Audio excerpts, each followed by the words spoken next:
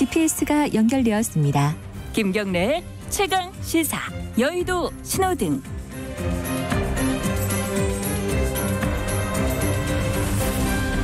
자, 한 주간에 화제가 됐던 정가 인물들을 집중 탐구해보는 주간 인물 토크쇼 여의도 신호등입니다. 오늘도 두 분 모셨습니다. 먼저 김태현 변호사님 안녕하세요. 안녕하세요. 그리고 현근택 변호사님 안녕하세요. 네, 안녕하세요. 현근택입니다. 오늘 이렇게 사실 처음 스튜디오에 모신 거예요. 오늘 출연자들 중에 전부 전화로 하다가 두 분이라서 이게 전화로 하긴 좀 애매하고 해서 그래서 지금 마스크를 다 쓰고 누가 누군지 잘 모르겠습니다. 그래서 제가 김태현 변호사님 하면서 현근택 변호사님 얼굴을 좀 봤어요. 그러세요? 모자가 있었어요, 더구나. 모자를 왜 쓰셨어요? 네? 머리 안 감아가지고. 머리 안 감아. 코로나 때문에 쓰신 게 아니라? 그럼 뭐 코로나 여기다가 선글라스만 끼면 연예인, 신분이 그 연예인이죠. 연예인, 모자에 연예인. 선글라스. 연예인 또는 범죄자. 그렇죠. 맞아. 종이 한 장 차이죠. 예. 자, 오늘은 어떤 정치권 인사들을 가지고 오셨는지 먼저 김태현 변호사님 누구 갖고 오셨어요? 저는 김종인 비대위원장 가져왔습니다. 뭐 파란불이겠죠? 빨간불일 리가 있겠습니까? 파란불이죠. 예. 요새는 쭉 파란불인 것 같아요. 예. 그리고 현근택 변호사님은 좀 의외의 인물을 갖고 오셨네요. 민경욱 전 의원 갖고 왔는데요. 어찌 보면 이제 우리가 마스크 쓰고 방송하고 있는 원인 제공자라고 볼 수 있는 거죠. 이분도 뭐 최근에는 파란불이었던 적이 없었던 분인 것 같아요. 그렇죠. 항상 빨간 총선 이후에 보니까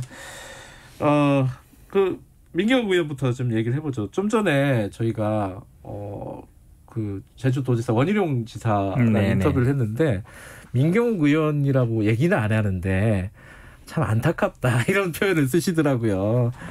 가족들하고도 좀 뭔가 불화가 있는 것 같기도 하고 막 이렇게 나온 얘기를 보면은 어쨌든 민경욱 전 의원을 빨간불로 갖고 오신 뭐 이유를 잠깐 설명을 듣고 저도 좀 망설이긴 했어요. 왜요? 원래 여기 K 출신이시잖아요.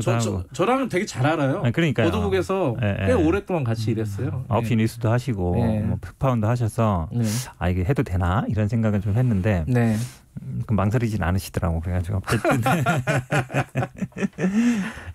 근데 이거죠. 어쨌든 지금 많은 분들이 이제 2차 대유행 이제 수도권 발에서 지금 전국으로 퍼지는 거 아니냐 고민하는데요. 사실은 이제 초점이 어찌 보면 이제 사랑제일교회나 정광훈 목사로 많이 가 있지만 생각해 보면 지난 이제 8월 15일 날 집회를 할 수 있게끔 주최자죠? 그렇죠. 왜냐하면 이제 10군데 정도가 아마 집회 신청을 했는데 8군데 정도는 기각 각하되고 이제 2군데 정도가 이제 좀 인용되는데요. 그 중에 한 분이에요. 뭐 이분이 계속 지난번 이제 선거 끝나고 나서 부정선거다, 4.15 부정선거다 주장하면서 무슨 뭐 부정선거 뭐 대책 본부도 만들고 이제 거기에서 집회를 주최했는데. 결국은 이제 판을 깔아줬다. 결국은 이게 지금 버스 뭐 전세 버스도 전국적으로 올라오고 이랬습니다만, 그러니까 사랑의 제일교회 하나만 있을 때는 그 교회 교인들만 어떻게 하면 물론 이분들도 전국적으로 돼 있지만 그래도 모이는 장소가 사랑제일교회고 거기에 이제 명단이 있을 거란 말이죠. 특정이 가능한 문제였어요. 근데 이제 이 8.15 15일 집회 같은 경우에는 사실은 물론 전세 버스로 온 분들도 있지만 그건 다 지방 사람들이고 수도권 분들은 대부분 지하철 타고 오는 거죠. 그러다 보니까 이제 누가 누군지 모르는 거예요. 다 물론 이제 정부에서는 뭐 통신사나 아니면 뭐 CCTV나 뭐 이런 걸로 하겠지만 그걸로 다 안 되거든요.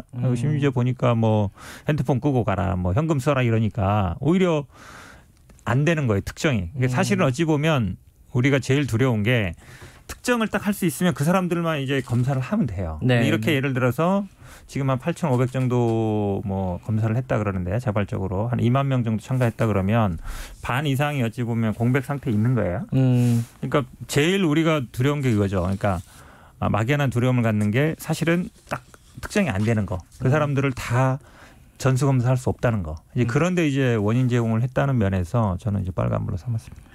지금 집회 참석자 중에 확진자가 60명 나왔어요. 어제까지. 그렇죠. 어제까지 60명 나왔는데 지금 잠복기 생각하면은 어디까지 갈지는 진짜 모를 일이에요. 지금 전국적으로 다 나오고 있어서. 근데 김태현 변호사님은 민경욱 의원을 좀 아시나요? 모르는데요. 아, 그래요? 네, 저는 몰라요. 왜냐면 모르죠. 제가 뭐 KBS 제가 근무한 것도 아니고 그다음에 뭐 거기랑 정치 활동을 같이 한 것도 아니어서 저는 모른다. 저는. 미래통합당 별로 앞으로 알 일 없을 것 같아요. 저는. 네. 굳이 제가 정치적으로 재개할 수 있을까요? 아니요. 아니요. 왜 그렇게 설마. 단언을 하세요? 설마.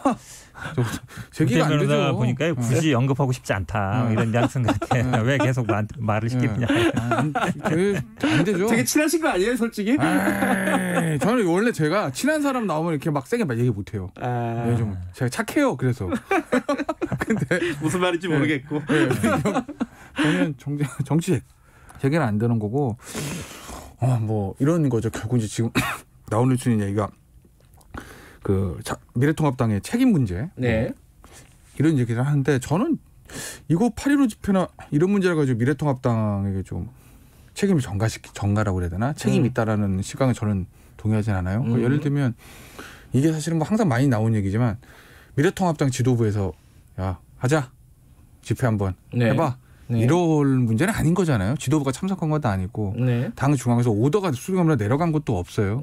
몇몇 전 의원이 주대를 한 거예요. 근데 뭐 보니까 여기 보니 어제 홍익표 의원이 그렇게 말씀하셨다면서요. 지도부에서 민경욱 전 의원한테 전화해가지고 야 그 집회 하지 마라고 한마디만 하면 되는 문제였다 물어졌다고 하는데 뭐 홍익표 의원께서는 그렇게 생각하실 수도 있지만 상황을 보시자고요. 민경욱 전 의원이 통제가 되는 사람입니까?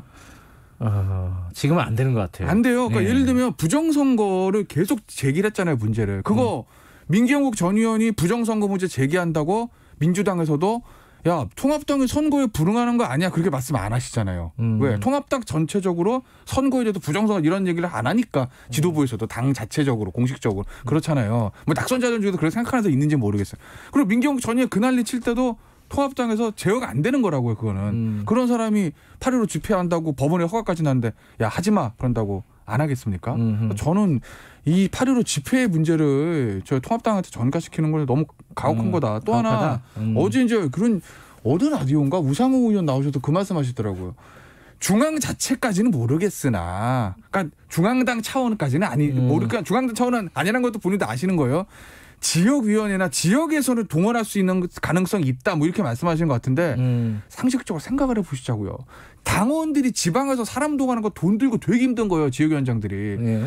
이게 작년에 이제 뭐 조국 반대 집회 이런 거 많이 했을 때 동원 많이 했잖아요. 막 다 광화문 올라오고. 그때도 중앙에서 야 지역마다 몇 명씩 동원할 때 굉장히 힘들었다고요. 지역위원장들이. 그런데 중앙에서 5도도 안 내려가는데 알아서 동원해가지고 버스를 빌려서 올라간다? 뭔 돈으로? 자기 돈 써가면서요. 그 현실적으로 일어날 수 없는 거 잘 아시면서 왜 그걸 자꾸 저 통합당 쪽에 물론 그 8.15 집회 책임을 자꾸 하시려고 그러는지 저는 그건 좀 일단 조금 안 할 수가 없는데 왜냐하면 정광훈 목사가 어찌 보면 정광훈 목사가 이렇게까지 이제 발언권이 세진 영향은 당연히 이제 황교안 전 대표 때 거의 같이 그렇죠. 그러니까 거의 뭐 광화문뿐만 아니라 뭐 청와대 앞에서 집회할 때도 거기 이제 단식 농성 하실 때 매일 같이 하고 뭐 철야 농성까지 하시면서 어찌 보면 이 정광훈 목사가 이만큼 큰 뭐 스피커 역할을 하게 된 1등 공신이 저는 황교안 전 대표라고 보고요. 그러니까 사실은 뭐 직접적으로 아마 당 차원에서 뭐 오더를 내린지 모르겠지만, 그러니까 어쨌든 김종인 비대위원장도 뭐 자유롭게 참가할 수 있는 거 아니냐 당원들이. 그러니까 결국은 하지 말아라 하진 않은 거거든요. 막 참가하고 싶으면 해라 그랬는데. 뭐 지금 전 의원뿐만 아니라 현역 의원들도 있었죠. 그렇죠. 그다음에 뭐 김진태, 민경 물론 이게 개인 차원에서 초등학생들도 아니고 의원 107명을 다 전화해가지고 그러니까 김문수 지사나 이런 분들이 사실은 어찌 보면 당의 한 축을 다 형성하고 있는 분들이에요. 이런 분들이. 왜냐하면 전혀 무관하다 할 수 없단 말이죠. 이런 분들이 가서 마이크 잡고 얘기하고 사람들한테 얘기하면 아무리 당에 관계 없다 하더라도 어느 정도 관계가 있구나라고 생각할 수밖에 없는 거예요. 끊어줘야 되는데 그건 우리랑 관계 없다. 라고는 말로 되지 않는다는 거죠. 보세요. 저기 이제 이런 거예요.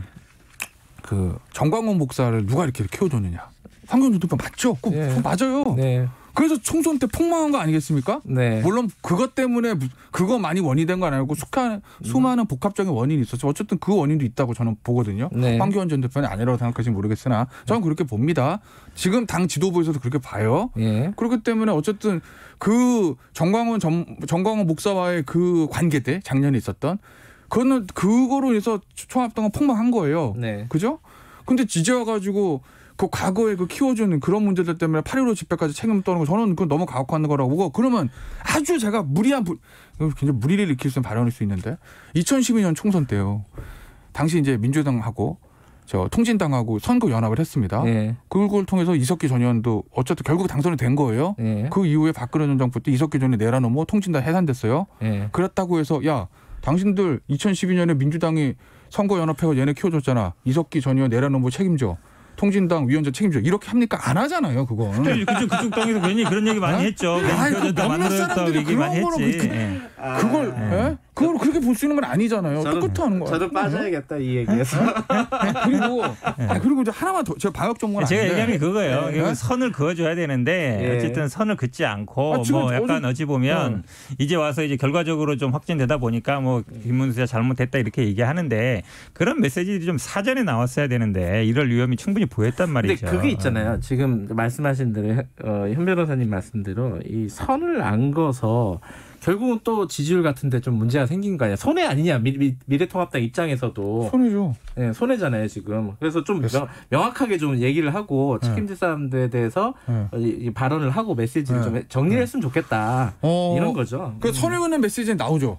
예를 들어서 당에서도 뭐 하태경 뭐 의원 같은 경우에도 통합당이 아니라 저기 어디야? 저 무슨 당 있잖아요. 정광복사 만든 당. 네. 그거 다 사회 악이니까 사회 표현은 위원장당은 표현은 아니었고 기독자유통일당 당 해산해야 된다. 사회에 뭐 해악을 끼친다. 뭐 이런 얘기가 좀 나오고 있거든요. 그럼 그 정도면 선은 긋는 거지. 그럼 더 이상 그럼 뭐 어떻게? 아니 민경욱 위원장이 사실은 지난번에 총선 나갔지만 이제 어쨌든 옛날로 치면 이제 지구당 위원장 지금 이제 뭐 당협위원장이죠. 그 하고 있는 거거든요. 이런 분들을 뭐 말씀처럼 우리는 부정선거 관계 없다 그러는데 그러면 예를 들어서 뭐 이런 분들을 뭐 지구당 현역 뭐라죠? 당원에서 그렇죠. 예를 들어 박탈을 한다든가 그렇죠. 아니면 뭐 정지한다든지 이렇게 되는데 그런 거 안 하잖아요. 이번에 당부감사위원회가 열려요. 아마 가을에 다 아시겠지만 내년에 또 재보궐선거도 있으니까 제가 단언하건데 거기에 당부감사에서 조강특위 하면 정리됩니다. 그렇게 왜냐하면 다 아시잖아요. 지역위원장 정리하는 게 뭔가 그 당부감사나 그런 절차를 통해서 하는 거지. 당신 주장하는데 이거 주장 말이 안 되는 것 같아. 수시로 문제되거나 아니면은 무리를 일으키거나 그렇게 이런 정리하기가 쉬운 문제는 아닌 걸 아쉬워서 자꾸 그러셔. 전국적인 단위에서 하는 것이고 문제됐을 때는 문제되는 분들은 한두 명씩도 하죠. 왜 안 해요? 형님 안 하면 속으로는 좋으면서 왜 그래요? 자 넘어가겠습니다. 그러면 김종인 비대위원장 파란불. 이 김종인 비대위원장의 그 광주에서 무릎 꿇고 이거는 사실 뭐 여러 가지 평가 지점은 있는데 굉장한 이벤트였던 건 사실인 것 같아요. 어떻게 보셨어요? 전 좋게 봤어요. 당연히 좋게 봤는데 아니, 이거를 가지고 약간 쇼 아니야? 그쵸. 뭐 이렇게 보시는 시각도 있어요. 거기다가 뭐 정청래 의원이 또 어디 방송 나와서 말씀하시는 뭐 빌리 브란트가 저 유태인 묘지 앞에 무릎 꿇고 헌화한 거 똑같이 했다. 심파극이다. 근데 빌리 브란트 흉내내면 안 됩니까? 안 돼요? 그러니까 정치인의 행동들을 다 야, 저 쇼 아니야라고 생각하면요. 쇼 아닌 게 없어요. 그럼 청와대에서 하는 모든 행사 다 쇼예요. 뭐 예를 들어서 취임 초에 뭐 이제 와이셔츠 바람에 커피 그것도 굉장히 좋은 반응. 그것도 다 쇼고 다 쇼입니다. 그렇게 따지면. 그러니까 그걸 굳이 그렇게까지 비하하시는 이유를 저는 모르겠다. 오히려 김부겸 지금 저 전 의원은 굉장히 좋게 평가하셨더라고요. 맞아요. 그게 맞는 거 아니겠습니까? 어찌 됐든 거는 저 보수 정당의 그 당 대표가 5.18 문제 무릎 꿇고 헌화하는 거 처음이다. 저는 사실은 처음이라는 거 놀랐거든요.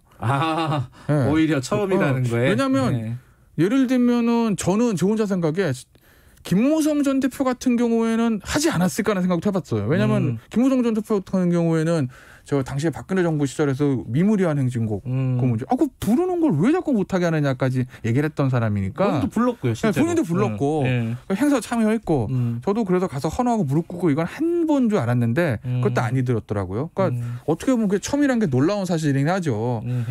근데 그걸 그렇게 저는 뭐 진정성 없다. 뭐 폄하할 필요는 없다. 오히려 민주당 쪽에서 박수를 쳐줘야 되는 거 아니겠나. 물론 뭐 통합당 내부에서는 뭐 기사를 보면 좀 뭐 저렇게까지 할 필요 있어라는 얘기들이 나온다는 보도는 있었는데 저는 민주당에서는 저 그래도 환영해 주는 게 맞다고 보고 뭐 이제 시작인 거죠.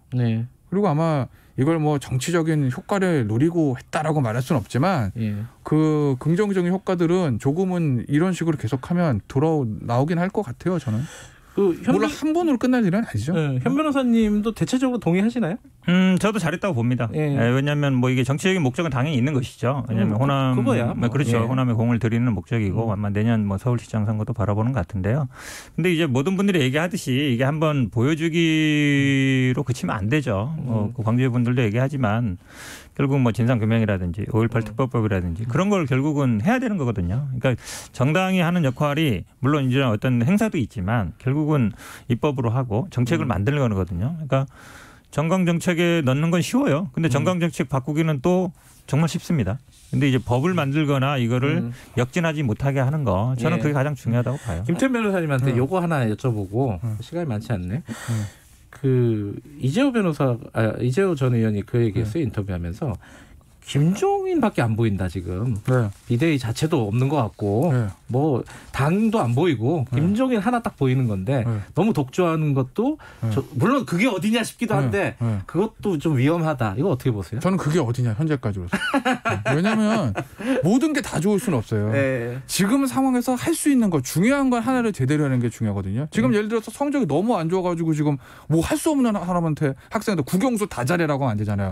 일단 국어 해놓고 네. 그다음에 영어하고 수학하고 그래서 합격선 가야 되는 거 아니겠어요. 네. 그렇다고 보면 지금 그래도 김종인 비대위원장 혼자라도 뭔가 이렇게 독주한다는 얘기를 들으면서까지 좀 긍정적인 시그널을 보여주는 건 저는 굉장히 좋은 사인이라고 보고 예전에 당이 안 좋을 때는 뭐 민주당도 한참 안 좋을 때 2015년 중막 가을에 그랬잖아요. 뭐 봉숭아학당이다. 최고위원하면 미래통합당도 저 자유한국당이랑 뭐 그 시절 봉숭아학당 얘기 듣습니다. 지금 최소한 미래통합당 지도부한테 봉숭아학당 얘기는 안 나오거든요. 그걸 김종인 위원장 제어를 하고 본인이 강력하게 끌고 가고 어떤 메시지들을 본인이 거의 독점하고 있기 때문이에요. 그러니까 저는 이렇게 해서라도 당을 추스리는 것이 맞는 거다. 그리고 전략에서 어찌 보면 성공한 거예요. 왜냐하면 김종인 비대위원장이 처음 왔을 때 이걸 방침으로 정한 거예요. 다른 분들은 조용히 있어라. 나 혼자 얘기하겠다. 보통 이제 최고위나 비대위원들 하면은 한마디 하고 두세 마디씩 하거든요. 그걸 못하게 한 거예요. 나 혼자만 얘기하고 나머지는 그냥 앉아만 있어라 한 거예요. 그러다 보니까 실제로 그랬다고 그러더라고요. 다른 비대위원들은 가만히 있어라 이러니까 어찌 보면 그런 면에서 보면 이게 민주적이진 않죠. 그런데 어쨌든 말씀처럼 이렇게 효과적일 수는 있는 것 같죠. 그러니까. 그리고 앞서 이제 앞에 이제 주제가 조금 연결되는 건데 극우 보수 세력과의 절연 문제 있잖아요. 저는 지금 미래통합당이 저서 명분을 잡았다 당내에서. 왜냐하면 이미 지난 총선 때 그 강력한 극우 보수층의 표가 별로 도움이 안 된다는 거야. 도움이 안 된다는 게 뭐냐면 나가서 딴 살림 차려가지고 분열되고 이게 아니고 어차피 찍는다는 걸 알았어요. 냉정하게. 선거는 냉정해야 되는 겁니다. 어차피 찍는 표예요. 그렇다면 그것만 보고 할 필요가 없다. 가운데로 와야지. 왜냐하면 극우 보수표가 아무래도 지금 미래통합당 지도부한테 불만이라도 민주당 찍겠습니까? 아니거든요. 그렇다고 보면 거기하고 과감하게 절연해야 되는데 당내에서 반발이 있잖아요. 개혁에 대해서 반발하는 세력을 누르는 건 제일 좋은 건 명분입니다. 근데 지금 8.15 당내 정치를 보면 이 8.15 집회만한 명분 없거든요. 봤지? 잘못해 우리 다 죽어. 내 말 들어. 라는 걸 아마 비대위원장이 그런 사람들 정리할 거다라고 보는 거예요? 네, 저는 그렇게 그러니까 정리를 한 거 당부감사 통해서 자연스럽게 될 거고. 교체한다. 네, 민경욱도 교체 대상이. 전 교체될 것 같은데. 두고 보세요. 김진태 전 의원도 교체될 건데. 정치적으로 전혀 굉장히 중요한 회생 가능성이 없다고 얘기했잖아요. 이사각다 송도로? 저 송도 살아요. 정말요? 여기까지 듣겠습니다. 고맙습니다. 네, 고맙습니다. 현근택 변호사님 그리고 김태현 변호사님이었습니다. 지금 시각은 8시 49분입니다.